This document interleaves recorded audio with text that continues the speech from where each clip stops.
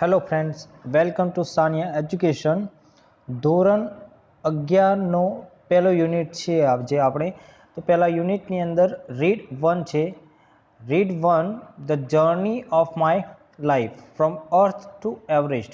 The journey of my life it means મારા જીવનની યાત્રા, અને અર્થ ટુ એવરેસ્ટ ઇટ મીન્સ શું કે જમીન ઉપરથી લઈને એવરેસ્ટ એટલે જે આપણે હિમાલયનું એવરેસ્ટ શિખર છે ત્યાં સુધીની આ જર્ની છે એટલે યાત્રા છે, એનું અહીંયા વર્ણન કરવામાં આવ્યું છે. તો આ સ્ટોરીની અંદર કોણ છે એ આપણે હવે જોઈએ. તો so let's start the lesson. Arunima Sinha was a national level volleyball player. Arunima Sinha છે એ નેશનલ લેવલ વોલીબોલ પ્લેયર હતી. When she was travelling on a train some thugs try to snatch her golden chain. એટલે એ જ્યારે ટ્રાવેલિંગ કરતી હતી ટ્રેનની અંદર એ વખતે કેટલાક ઠગ્સ એટલે આપણે જે ગુંડા કહી શકીએ ટૂંકમાં કે ઠગો એ શું કરે અને સોનાની ચેન જે ઝૂંટવવાનો પ્રયત્ન કર્યો. She fought back but was thrown out of the speeding train and lost her left leg. She fought back એટલે એને સામે પ્રતિકાર આપવાનો એટલે સામે લડવાનો એને પ્રયત્ન કર્યો, પણ એ શું કર્યું, એ લડતા લડતા એ ટ્રેનમાંથી એટલે ચાલતી ટ્રેનમાંથી ફૂલ સ્પીડવાળી જે ટ્રેન હતી એમાંથી એ ફેંકાઈ ગઈ બહાર, અને એ એનો લોસ્ટ ઓફ લેફ્ટ લેગ એટલે એનો જે ડાબો પગ હતો એને ગુમાવી દીધો. This happen when she was 24. અને આ જે ઘટના બની ત્યારે એની ઉંમર કેટલા વર્ષની હતી? 24 વર્ષની હતી. However this accident never affected Har spirit. પણ આ જે અકસ્માત એ અકસ્માતના લીધે એનો જે જુસ્સો હતો, બરાબર, એ સ્પોટ પર્સન હતી એટલે એનો જે જુસ્સો હતો એ જુસ્સો ઓછો થયો નહીં, કે એના ઉપર કોઈ અસર પડી નહીં. At All India Institute of Medical Science Delhi an artificial leg was fitted. અને પછી એ આપેલું છે કે All India Institute of Medical Science Delhi ખાતે એને આર્ટિફિશિયલ લેગ એટલે કૃત્રિમ પગ બેસાડવામાં આવ્યો છે. A year later, she was retrained as a mountaineer and became the first female with an artificial leg to scale at Mount Everest.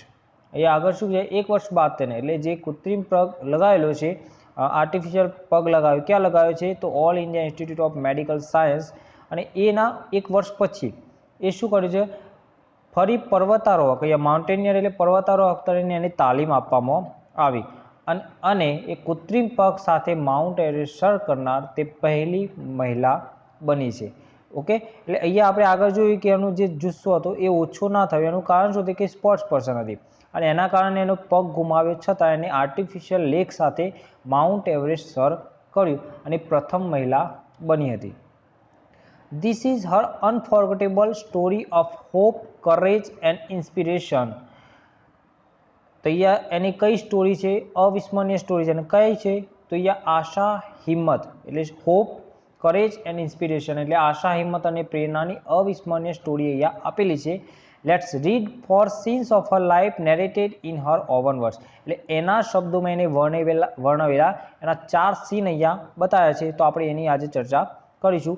એમાં scene first છે. સીન ફર્સ્ટની અંદર I had started dozing. Dozing it means જોકા ખાવા. Dozing it means શું થાય? જોકા ખાવા. My eyes were closed but my mind was awake. એ શું કહે છે કે મારી આંખો બંધ હતી પણ મારું જે મગજ હતું કે મન હતું એ કેવું હતું? જાગૃત હતું. અવેક મીન્સ જાગૃત હતું. I remember someone saying that Bareilly would come after some time. એટલે આંખો બંધ હતી પણ એને મન જાગ્રત હતું એટલે થોડા સમય પછી બરેલી આવશે તેવું કહેતું એને મને યાદ છે કે એને સંભળાતું હતું. એ કોઈ વાતો કરતા હતા એ વખત ટ્રેનની અંદર. I was in deep thought when I felt a hand tugging at my gold chain. અને હું ડીપ થોટ એટલે ઊંડા વિચારમાં હતી ત્યારે મને એવું લાગ્યું કે કોઈક હાથ મારી સોનાની ચેન ખેંચી રહ્યો છે. Yet hand tugging at my gold chain એટલે સોનાની ચેન કોઈ ખેંચી રહ્યું હોય એવું એને ફીલ થયું. A girl sixth sense is always Har best companion. એટલે કોઈ પણ જે છોકરી હોય, બરાબર, ગર્લ હોય, અને જે અતિન્દ્રિય શક્તિ છે એનો શ્રેષ્ઠ સાથી છે. એટલે સિક્સ્થ સેન્સ મીન્સ જે છોકરીઓ હોય એમનામાં સિક્સ્થ સેન્સ થોડું વધારે હોય છે, એના કારણે એમનો શ્રેષ્ઠ સાથી પણ આપણે કહી શકીએ. કમ્પેનિયન મીન્સ કે એમનો શ્રેષ્ઠ સાથી હોઈ શકે. એટલે આ જે અરુણિમા સિન્હા છે એને પણ ખબર પડી ગઈ એની કોઈ સોનાની ચેન છે ખીંચી રહ્યું છે, ભલે ઊંડા વિચારમાંથી છતાં પણ. I instinctively opened my eyes and saw 4 or 5 young men around me. અને મેં તરત જ શું કર્યું છે, સહજપણે એક મારી આંખો ખોલી અને જોયું કે 4 થી 5 યુવાનો મારી આજુબાજુ હતા. Their drunken looks and behavior gave me an inkling of their intention.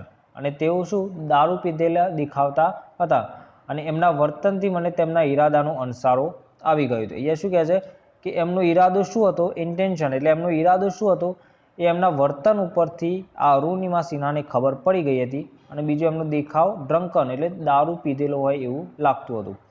I stood up in a flash to tell them that I had no intentions of parting with my chain, so they came together at me. હું મારી chain ગુમાવવા માગતી નથી એવું કહેવા પડવારમાં એટલે થોડી જ વારમાં ઊભી થઈ ગઈ. એ કોણ ઊભી થઈ ગઈ છે? અરુણિમા સિન્હા શું કહે છે કે હું થોડી જ વારમાં ઊભી થઈ ગઈ કે મારી જે ચેન છે હું ગુમાવવા માગતી નહોતી. સો દે કેમ ટુગેધર એટ મી. તો તેથી તેઓ એક સાથે મારી તરફ આવે, એટલે જે 4 કે 5 જે ઠગ્સ હતા એ તરત જ એની સામે આવી ગયા, કારણ કે અરુણિમા સિન્હા પણ ઊભી થઈ ગઈ તેમ. આગળ શું છે? Even though the compartment was full, none of my fellow passengers got up to even inquire what was happening, forget about their coming to my rescue. તો આખો ડબ્બો ભરેલો હોવા છતાં, એટલે આખો ડબ્બો લોકોથી ભરેલો હતો છતાં પણ એક પણ પેસેન્જરે એ જાણવાનો કોઈ પણ ઈરાદો ના રાખ્યો કે શું થઈ રહ્યું છે, કે કોઈ પણ એમની સામે મદદે આવ્યું નહીં. અહીંયા એ વાત છે. આગળ શું છે? I had no option but to take them on. એના જોડે કોઈ ઓપ્શન નહોતો, એટલે અરુણિમા સિન્હા જોડે કોઈ ઓપ્શન નહોતું. કેમ? કારણ કે 4 થી 5 વ્યક્તિઓ હતા અને ડબ્બાની અંદર જે બીજા વ્યક્તિઓ હતા, પેસેન્જર્સ હતા, એ એની મદદે આવ્યા નહોતા. તો આ જે સિચ્યુએશન હતી પોતાના હાથમાં લેવાનું એને નક્કી કર્યું. So I caught a youth who was trying to size me up by his collar and pushed him back. પછી શું કર્યું? અહીંયા એને કર્યું છે કે મારી પાસે તેમના પર હાવી થવા સિવાય કોઈ વિકલ્પ નહોતો, તેથી તે જે એક યુવાન મારી શક્તિનો તાગ મેળવવા પ્રયત્ન કરતો હતો તેને મેં કોલરથી પકડ્યો અને પાછળ ધકેલ્યો. એટલે શું કર્યું છે અહીંયા કે એક જે યુવાન હતો અહીંયા એ યુવાન શું એને કોલર પકડ્યો તેને ધક્કો માર્યો છે. આઈ કિક્ડ અ કપલ ઓફ અધર્સ, અને બીજા બે જે બીજા હતા એમને છે લાત મારી. An exceptional battle had begun inside the train on the move. એટલે ચાલુ ટ્રેનમાં પછી એક લડાઈ શરૂ થઈ ગઈ હતી. The wolves made another attempt to snatch my chain. અને જે વોલ્વ્સ એટલે કોણ? જે ઠગ એમની વાત કરી કે વરુઓએ મારી ચેન ખેંચવાનો એક બીજો પ્રયત્ન કર્યો. એટલે પહેલા પ્રયત્નમાં શું કર્યું? એમને ધક્કો માર્યો હતો અને લાત મારી હતી. પછી બીજો પ્રયત્ન પેલા ઠગોએ કર્યો. Still I resisted until one of them, driven by a frenzy, gave me an extra hard kick using all his force. છતાં જનુની બની ચૂકેલા તેમાંના એકે, એટલે જે 4-5 હતા એમાંથી જે જનુની બની ગયેલા હતા, વધારે ગુસ્સે ચડ્યા હતા, એને પૂરી તાકાતથી મને એક જોરદાર લાત મારી. ત્યાં સુધી હું તેમનો પ્રતિકાર કરતી રહી. એટલે ત્યાં સુધી તો જે ફાઇટ કરતી હતી, અરુણિમા સિન્હા સાથે ફાઇટ કરતી હતી, પણ એમાંથી કોઈક વધારે જુસ્સાવાળા એને લાત મારી. એના કારણે શું થયું? ઓફ બેલેન્સ મીન્સ કે એનું જે સંતુલન એ ખોરવાયું. I could not recover in time, અને સંતુલન ખોવાયું એટલે એ તરત જ રિકવર કરી શકી નહીં, એટલે મૂળ સ્થિતિમાં આવી શકી નહીં. આગળ શું છે? I literally flew out of the train still holding my mobile phone. એ શું કહેવાય? હું ખરેખર ટ્રેનમાંથી બહાર ફેંકાઈ ચૂકી હતી છતાંય જે એનું મારું મોબાઈલ, એટલે અરુણિમા સિન્હાના હાથમાં મોબાઈલ એના હાથમાં જ હતો. I was mid-air when flew right into another train moving on the next track. હું હવામાં જ હતી ને ત્યાંથી બાજુના પાટા પરથી પસાર થતી બીજી ટ્રેન સાથે અથડાઈ. એટલે સામે બીજી એક ટ્રેન હતી એના સામે અથડાઈ. My body hit the moving steel and rebounded to my train. એટલે શું કરી? સામેની ટ્રેન આવતી હતી તો સામેની ટ્રેન ઉપર અથડાઈને પાછું રિબાઉન્ડ, એટલે ફરીથી જે મૂળ એની પોતાની જે ટ્રેન હતી એના સાથે પાછી એ ફેંકાઈ, અથડાઈ એમ. આગળ શું છે? This ping pong must have continued for several seconds before gravitational force pulled me down. અને આ પિંગ પોંગ એટલે અથડાવવાનું, એક ડબ્બા ઉપરથી બીજા ડબ્બા ઉપર અથડાવવાનું, જે એટલે સામેની ટ્રેન અને એની ટ્રેન એ બંને વચ્ચે અથડાવવાનું થોડા સેકન્ડ થયું કે જ્યાં સુધી ગ્રેવિટેશનલ એટલે જે ગુરુત્વાકર્ષણ બળ નીચે ના ઉતારી દે, નીચે ફેંકી ના દે, તો સુધી એ પછડાય. Despite my efforts my left leg fell on the track. અને આ ફંગોળવાનું ચાલુ રહ્યું અને મારા પ્રયત્નો છતાં મારો ડાબો પગ, એના જે તમામ પ્રયત્નો હતા કે એને કંઈ ના થાય, પણ છતાં પણ એનો ડાબો પગ પાટા પર પડ્યો. ગચ્છ. That was the sound of my leg getting chopped.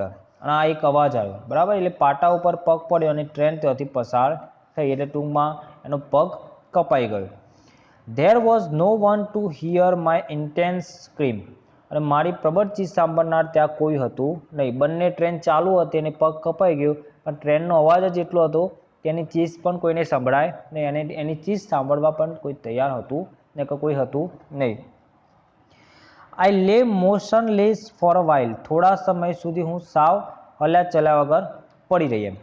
Watching the red tail light of the train until it dimmed and faded into darkness. તો એને પછી શું, એ નીચે પડેલી હતી બેભાન અવસ્થામાં, અને લાલ લાઇટ એના અંધારામાં મંદ થતી જોઈ, એટલે થોડી બ્લર થતી જોઈ, એટલે થોડી આછી થતી થઈ, અને છેવટે ધેન આઈ ફેન્ટેડ, એટલે પછી હું મૂર્છિત થઈ ગઈ. એટલે ટૂંકમાં અરુણિમા સિન્હાનો ડાબો પગ અહીંયા કપાઈ ગયો છે. હવે સીન 2 ચાલુ થાય છે. સીન 2 ની અંદર શું છે, I was admitted to AIIMS. એટલે આપણે આગળ જોયું કે All India Institute of Medical Science વાળી જે ઇન્સ્ટિટ્યૂટ છે, બરાબર, તો એ ઇન્સ્ટિટ્યૂટ દિલ્હીની અંદર એને એડમિટેડ કરવામાં આવી on the intervention of the PM. અને પ્રધાનમંત્રીની દરમિયાનગીરી એટલે દખલગીરી, ટૂંકમાં દરમિયાનગીરી કહીએ કે એમની રિક્વેસ્ટથી કે રેફરન્સથી. The union government would bear the entire cost of my treatment. તો એનાથી શું થયું, જે એની સારવારનો ખર્ચો હતો એ સંઘ સરકાર દ્વારા ઉપાડવાની હતી, બરાબર. કોને, પ્રધાનમંત્રીની દરમિયાનગીરીથી અને AIIMSમાં દાખલ કરવામાં આવી, અને યુનિયન ગવર્મેન્ટ એટલે સંઘ સરકાર એટલે કેન્દ્ર સરકાર, આપણે કહી શકીએ કે કેન્દ્ર સરકાર એનો બધો જ ખર્ચ ઉપાડવાની હતી. Soon AIIMS began issuing daily medical bulletin on my status. અને એનું જે સ્ટેટસ હતું એટલે ટૂંકો સમાચાર એ અહેવાલ એ પ્રગટ કરવાનું શરૂ કરી દીધું. કોને, AIIMS. I was told that young people, auto drivers and roadside vendors were carrying out candle march to galvanize support for me and to pray for my recovery. અહીંયા એમણે શું કીધું છે કે યુવાનો, ઓટો રિક્ષા ચાલકો અને રસ્તા પરના ફેરિયાઓને મને સમર્થન આપવા તેમજ મારા સાજા થવા માટે મીણબત્તીની કૂચ કાઢી રહ્યા છે, એવું એને જાણવા મળેલું હશે જ્યારે એ હોસ્પિટલમાં છે ત્યારે. With the help of the best and the latest technology, gradually I started responding to the treatment.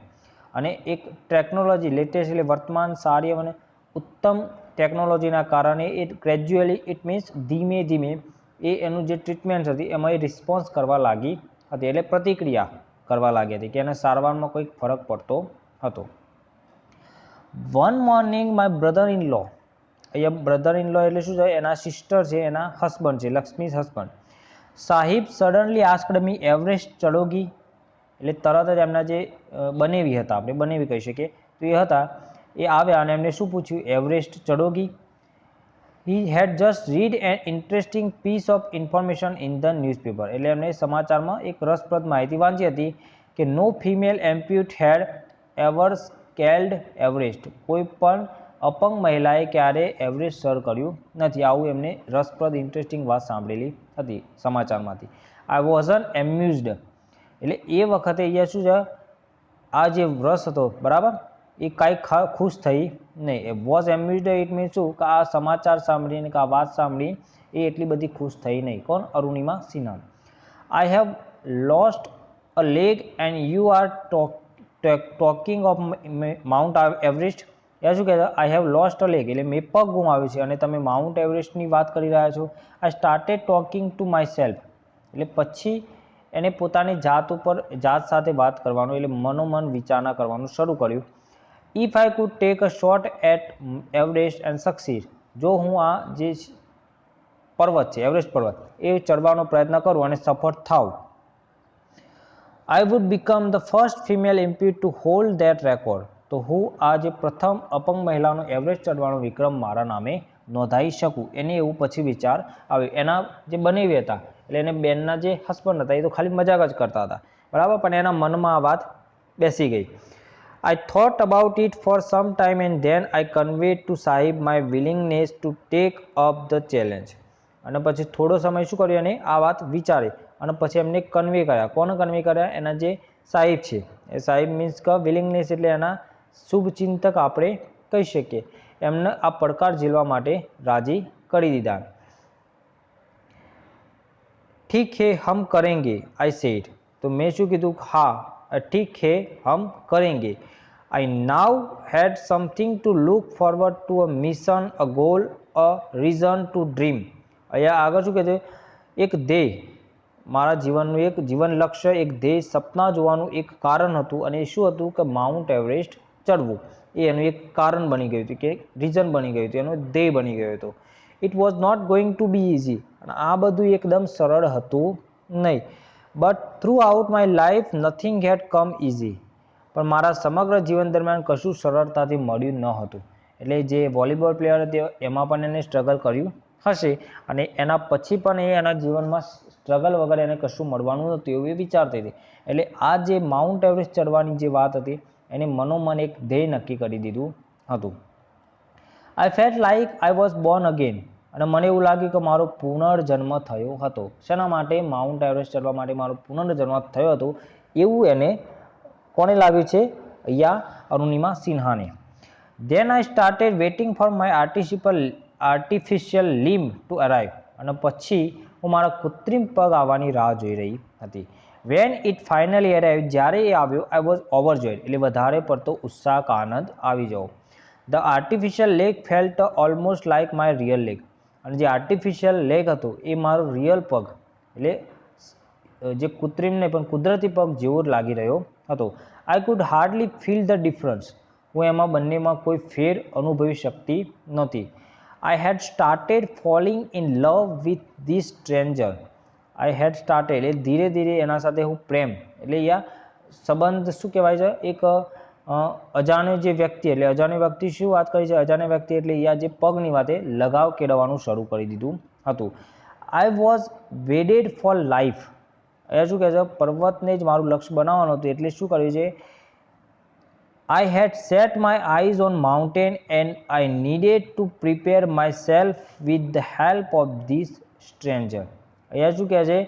કે મેં પર્વતને જ મારું લક્ષ્ય બનાવ્યું હતું અને આ અજાણ્યાની મદદથી મારી જાતને માટે તૈયાર કરવાની હતી. કારણ કે પગ નવો હતો, કૃત્રિમ પગ હતો, ભલે કુદરતી જેવું લાગતું હતો અરુણિમા સિન્હા, પણ જે ચાલવાની પ્રેક્ટિસ છે એ તો એને કરવાની જ હતી. એટલે એના સાથે થોડું એને વધારે સમય પસાર કરવાની જરૂર હતી. એટલે પોતાની જાતને તૈયાર કરવા માટે કે પોતાના કૃત્રિમ પગ ઉપર ઊભા થવા માટે એને થોડી વધારે મહેનત કરવાની જરૂર હતી.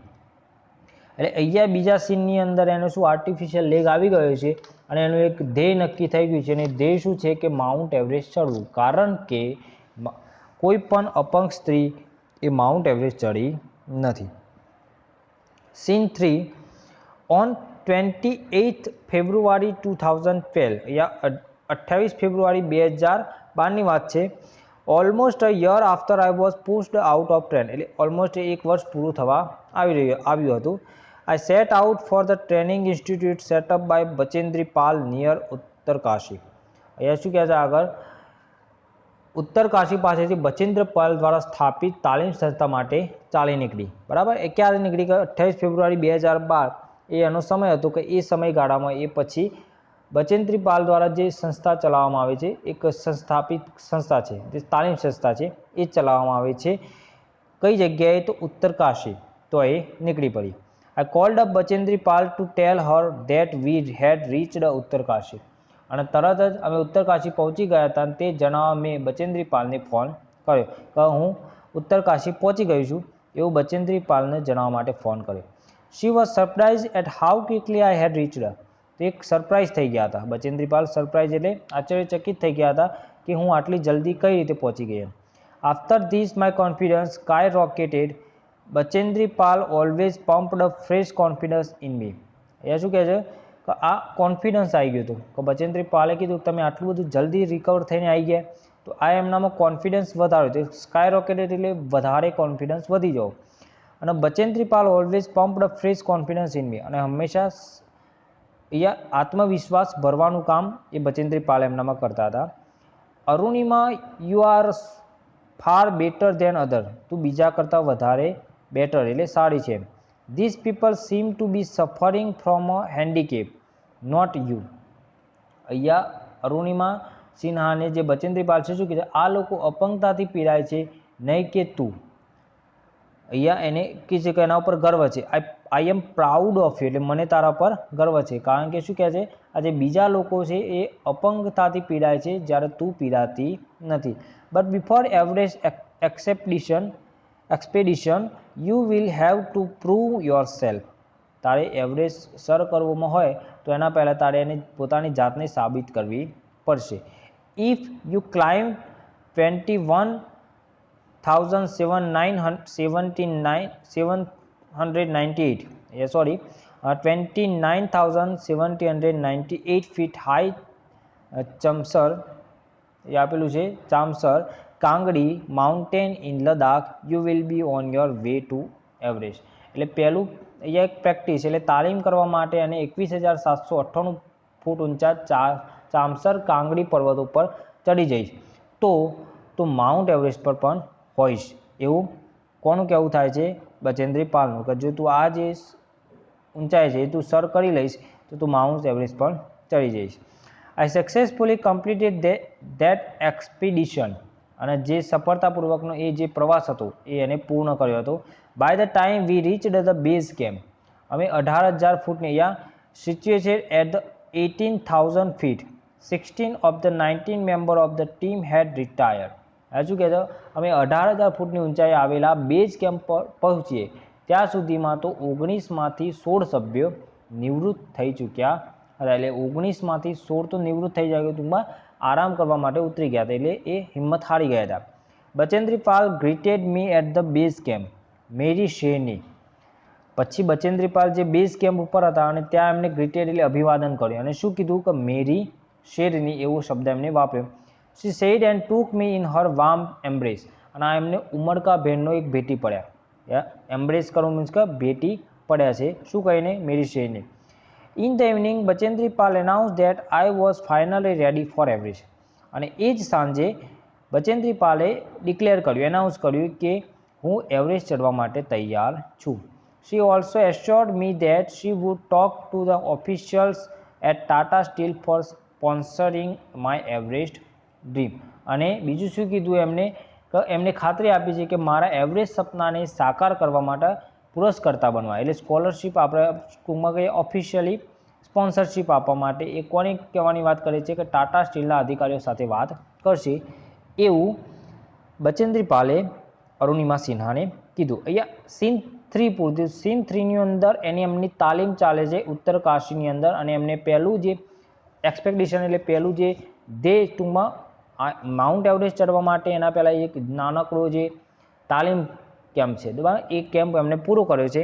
અને એના પછી એમને ટાટા સ્ટીલ ઉપર સ્પોન્સરિંગ કરવા માટે એમને ખાતરી કોને આપી છે, બચેન્દ્રી પાલે આપી. અને હવે સીન 4 ચાલુ થાય છે. સીન 4ની અંદર શું છે આપણે જોઈ લઈએ. I arrived at Everest base camp on 11th April 2013. હું એપ્રિલ 11, 2013ના રોજ એવરેસ્ટ બેઝ કેમ્પ આવી પહોંચી.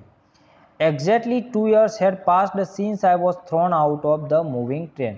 અહીંયા ઉપર આપણે જોઈએ જ્યારે પહેલાં એમને તાલીમ ચાલુ કરી ત્યારે 1 વર્ષ થયું હતું, અને જ્યારે એવરેસ્ટ ચડવાનું ચાલુ કર્યું ત્યારે એમના જે ટ્રેનમાંથી ફેંકાયા એના 2 વર્ષ કમ્પ્લીટલી પૂરા થઈ ગયા હતા. At the camp nobody seemed to know that I had an artificial leg. અને જ્યારે આ એવરેસ્ટ કેમ્પ ઉપર હતા એ વખતે એમને કોઈને પણ ખબર નહોતી કે એમને આર્ટિફિશિયલ લેગ છે. વન ડે વાઇલ રિટર્નિંગ એટલે પાછા ફરતા, my left leg got wet એટલે ભીનો થઈ જવો, એટલે જે લેફ્ટ લેગ હતો એમને જે કૃત્રિમ એ થોડો ભીનો થઈ ગયો હતો. વિથ સ્નો એટલે બરફના લીધે. Because I have slipped a couple of time on the slippery surface, એટલે જે ઢોળાવવાળો વિસ્તાર હોય ને ત્યાંથી વારંવાર સ્લીપ ખવાતું હોય એ જગ્યાએ વારંવાર સ્લીપ ખાધું, એના કારણે એ જે પગ હતો એ થોડું ભીનો થઈ ગયું હતું. Next morning I left the artificial leg out in the sun to dry. એટલે એમણે શું કર્યું, એ જે કૃત્રિમ પગ હતો એ સુકાવા માટે બહાર કાઢ્યો. At that time, some foreigners realized that I had only one leg. After that, my TRP soared.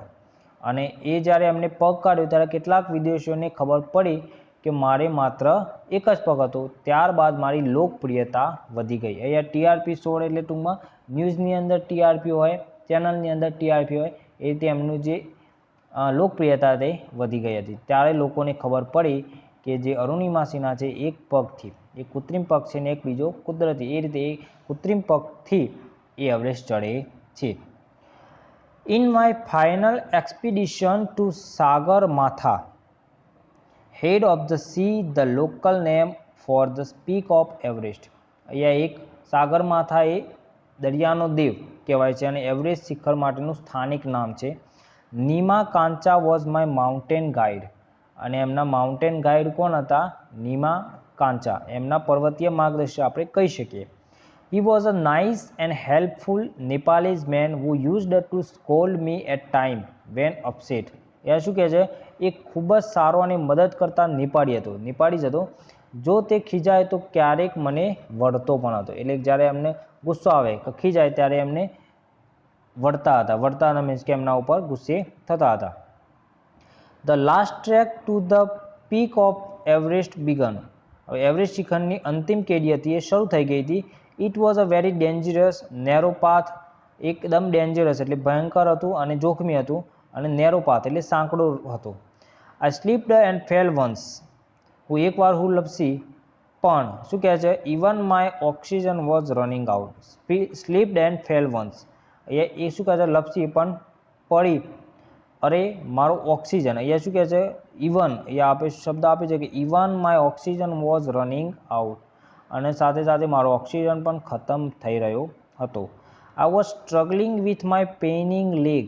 હવે એક તો કૃત્રિમ પગ છે એટલે કૃત્રિમ પગમાં થોડા સમય પછી થોડું દર્દ કે દુઃખ તો થવાનું છે, એટલે પીડા થવાની છે. એટલે એના પગ સાથે શું સ્ટ્રગલ કરી રહ્યા હતા. My Sherpa said I must quite. એટલે એમના શેરપા એટલે કોણ? શેરપા આપણે આગળ જોયું કે નીમા કાંચા, બરાબર. એ નીમા જે કાંચા હતા, નીમા કાંચા એટલે નેપાળી એમના જે પર્વતીય માર્ગદર્શક હતા, એમને શું કીધું કે મારે હવે અહીંયાથી શું કરવું જોઈએ? પાછા ફરી જવું જોઈએ કે છોડી દેવું જોઈએ. But I knew that there was no going back. પણ હું જાણતી હતી કે હવે પાછા વળવાનું જોઈએ નહીં, આટલા આવીને, એટલે છેલ્લા એન્ડ સુધી એને પાછું વળવું જોઈએ નહીં. I was struggling with my paining leg. there was no going back. I pushed forward though my Sherpa kept insisting that I should return. I pushed forward through my Sherpa. A pushed શું? ધક્કો મારવો. શું કરવા છે? ધક્કો માર. એટલે શેરપાએ મારે પાછું વળી જોવું જોઈએ એવું સતત આગ્રહ રાખ્યો કે પાછળ જોવું જોઈએ એવો આગ્રહ કોને રાખ્યો છે? શેરપાએ. છતાં પણ હું આગળ વધતી જ જઈ. I have enough oxygen to reach the summit and hoist the country's flag. અને મારી જોડે એટલું ઓક્સિજન હતું કે હું અંતિમ સ્તર સુધી પહોંચી જાઉં અને આપણા જે દેશનો ધ્વજ છે એ હું ફરકાવી શકું. What happen afterward does not matter anymore. અને એના પછી શું થશે એને મને કોઈ ચિંતા હતી નહીં. I told Nima Kancha firmly, remember none can defeat you until you concede. અહીંયા શું કહે છે કે મેં નીમા કાંચાને મક્કમતાથી જણાવી દીધું કે યાદ રાખો, તમે હાર ન સ્વીકારો ત્યાં સુધી તમને કોઈ હરાવી શકતું નથી. એટલે અહીંયા એક સારું એવું વાક્ય કીધું છે કે આપણે જ્યાં સુધી હાર ના માનીએ ત્યાં સુધી આપણને કોઈ પણ હરાવી શકતું નથી. You occasional failure will test you but keep trying. તમે વારંવાર કોઈ બી પ્રસંગે તમે ફેલ થતા થાવ છો, પણ તમારે હાર એટલે તમારે હંમેશા પ્રયત્ન કરતા રહેવું જોઈએ. Some doors of opportunity will certainly open. અચાનક કેટલાક સફળતાના જે કોઈ દ્વાર હોય છે એ અચાનક જ ખુલશે. Than I could C him following me even as I continue two drag my self to the top.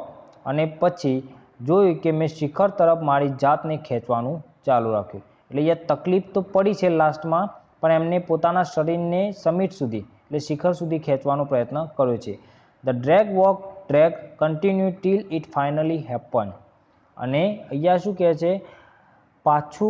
ચાલ્યું પાછું પરાણે ખેંચ્યું આમ અંત સુધી ચાલ્યા જ કર્યું છે. એટલે ચાલ્યું પાછું ખેંચ્યું ઇટ મીન્સ શું થાય કે એ એમના શરીર થાકી ગયું હતું, એમના પગ પણ થાકી ગયા હતા, પણ એમને જે જુસ્સો હતો એ જુસ્સાથી એમના શરીરને છેક અંત સુધી એમને ખેંચ્યું છે અને ફાઇનલી એ જે જગ્યાએ પહોંચવાનું હતું એ પહોંચી ગયા છે.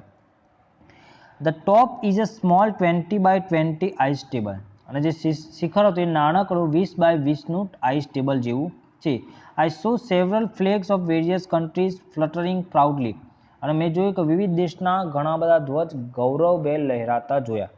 આઈ had lived this moment so many times in my mind that I did not have to be told that finally I had arrived. શું કહે છે, મેં આ ક્ષણને મારા મનમાં એટલી બધી વાર જીવી હતી કે મને એવું જણાવવાની જરૂર ન હતી કે અંતે હું આવી પહોંચી હતી. એટલે અંતે એ શું, એ જે જગ્યાએ પહોંચવાનું હતું એ જગ્યાએ પહોંચી ગયા હતા. એટલે અહીંયા શું કહે છે, I did not have to be told that finally I had arrived. At 10:55 a.m. on 21st May 2013, I was on the top of the world. અહીંયા કહીએ 21 મે 2013ના સવારના 10:55 કલાકે હું દુનિયાના સર્વોચ્ચ શિખરે પહોંચી ગઈ હતી. એ આપણે તારીખ યાદ રાખીશું કે 21 મે 2013. I felt like dancing, crying and laughing at the same time. એક જ સમયે મને રડવાનું, ડાન્સ કરવાનું અને હસવાનું આવી રહ્યું હતું, એટલે અનુભવ રહ્યું હતું. My mind was a kaleidoscope of emotion. એ શું છે, શું કીધું છે એમને કે એક જ સાથે એમને બધું રડવાનું, હસવાનું અને નાચવાનું બધું આવી રહ્યું હતું અને મારું મન સતત બદલાઈ જતી લાગણીઓનું કેલિડોસ્કોપ બની ચૂક્યું હતું. એટલે વારંવાર એમની જે લાગણીઓ હતી એ બદલાતી હતી, એમનું મન બદલાતું હતું. Everyone has a reason to be alive. દરેકને જીવતા રહેવા એક કારણ જોઈતું હોય છે. Maybe this was mine. અને આ મારું કારણ હતું. એટલે શિખર એમને સર કર્યું છે અને એમને રેકોર્ડ બનાવ્યો છે કે એક અપંગ સ્ત્રી પહેલી મહિલા એ એવરેસ્ટ ચડી છે. આ એમનું રીઝન હતું, જીવવા માટેનું એક સારું રીઝન એમને મળી ગયું હતું. આગળ લાસ્ટમાં શું કહે છે, I held my flag and raised both my hands high up to register my country's record. અને મેં મારા દેશનો વિક્રમ નોંધાવવા મારા બંને હાથ ઊંચા કરીને મારો ધ્વજ લહેરાયો છે. એટલે માઉન્ટ એવરેસ્ટ ઉપર ચડીને એમને આપણા ભારત દેશનો ધ્વજ ઉપર લહેરાયો છે અને એમને વર્લ્ડ રેકોર્ડ બનાવેલો છે. કોઈ પણ મહિલાએ, અપંગ મહિલા એ એવરેસ્ટ ચડી નથી અને પહેલું કામ એમને આ કર્યું છે. એટલે અહીંયા જે વાત છે આપણે આગળ પહેલા સીનની અંદર આવી ગયેલી છે કે વાત શેની છે, અહીંયા એક વાત છે હોપ, કરેજ એન્ડ ઇન્સ્પિરેશનની. બરાબર, અહીંયા જે છે આ જે વાત છે એ ત્રણ બાબતની છે, હોપ, કરેજ એન્ડ ઇન્સ્પિરેશન. એટલે એક પગ કપાઈ જવા છતાં એમને એક જુસ્સો બતાવ્યો છે અને જુસ્સાથી એમને જે કામ ધાર્યું હતું કે ધ્યેય નક્કી કર્યું હતું, ક્યારેક જ્યારે પગ કપાઈ ગયો હતો અને કૃત્રિમ પગ આવ્યો નહોતો, એમના જોડે એક જ પગ હતો, ત્યારે જ એમનું ધ્યેય નક્કી કરી દીધું હતું કે મારે માઉન્ટ એવરેસ્ટ ચડવું છે અને એ ધ્યેયમાં એ સફળ પણ થયા છે અને ઇન શોર્ટ ટાઈમમાં એ સફળ થયા છે. તો એકદમ સારું એવું આ લેસન છે કે જેનાથી આપણને ઇન્સ્પિરેશન મળી શકે છે અને આપણું કોઈ પણ કાર્ય કરવામાં જુસ્સો પણ વધી શકે છે. એક અપંગ સ્ત્રી જો આટલું કરી શકતી હોય તો આપણે જો કુદરતી પગ બંને છે, બધું જ આપણું કુદરતી છે, તો આપણે સારી રીતે અને સારું કામ કરી શકીએ છીએ એવું આપણે હંમેશા વિચારવું જોઈએ. યા ગ્લોસરીની અંદર જે ડિફિકલ્ટ વર્ડ છે એ પણ આપણે જોઈ લઈશું કે જેનાથી આપણને કોઈ એક્ઝામની અંદર જે ક્વેશ્ચન હોય એ ક્વેશ્ચનમાં આપણે જ્યારે કેટલાક શબ્દો હોય છે, શબ્દનો મિનિંગ ખબર ના પડતી હોય તો આપણે એનો જવાબ યોગ્ય રીતે આપી શકતા નથી. તો ગ્લોસરીના મિનિંગ પણ આપણે ખાસ જોઈ લેવા જોઈએ. ઓકે, તો અહીંયા આપણે ફર્સ્ટ રીડ યુનિટ 1નું ફર્સ્ટ રીડ છે જે આપણે અહીંયા પૂર્ણ કરીએ છીએ. નેક્સ્ટ વિડીયોમાં આગળનું આપણે જોઈશું. ઓકે.